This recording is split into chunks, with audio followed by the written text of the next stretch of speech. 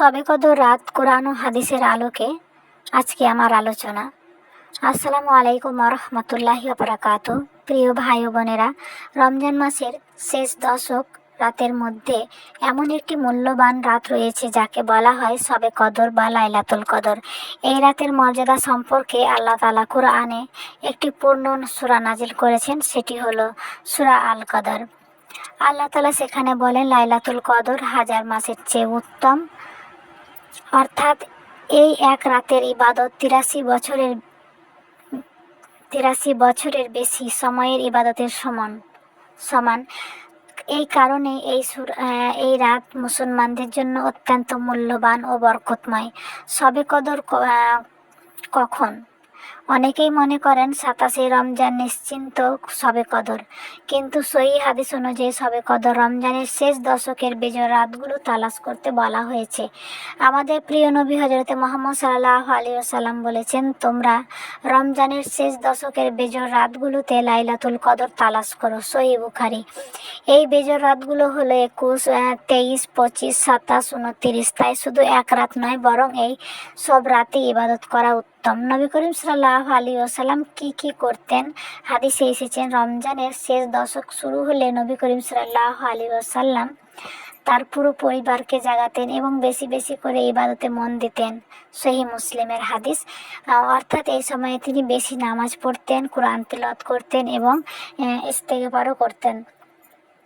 সবে কদরের বিশেষ দোয়া হাদিসে এসেছে। একবার মা আয়েশা রাদিয়াল্লাহু তাআলা আনহা আমাদের বিশ্বনবী সাল্লাল্লাহু আলাইহি ওয়াসাল্লামকে জিজ্ঞাসা করেছিলেন যে যদি আমি লাইলাতুল কদর পাই তাহলে আমি কি দোয়া পড়ব।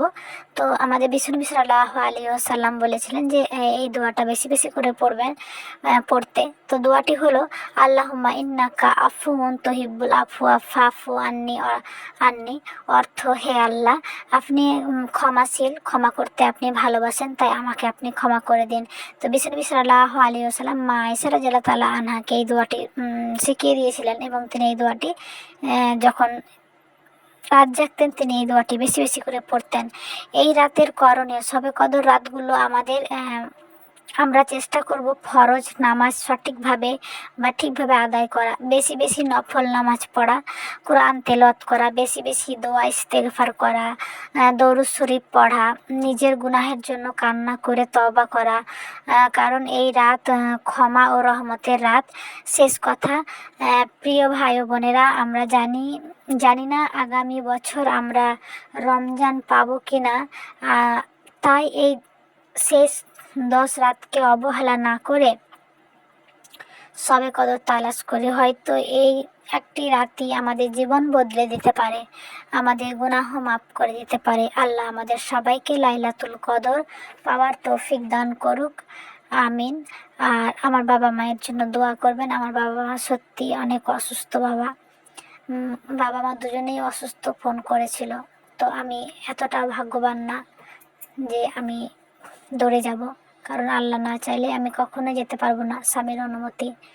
যেহেতু আমার জীবনটা অন্যরকম, তো আল্লাহ যেন আমাকে ধৈর্য দেয় এবং আমি আমার বাবা মায়ের জন্য যেন দোয়া করি, তারা যেন সুস্থ হয়ে যায়। আল্লাহ পাক যেন আমার দোয়াই কবুল করে, বাবাকে সুস্থ করে রাখেন।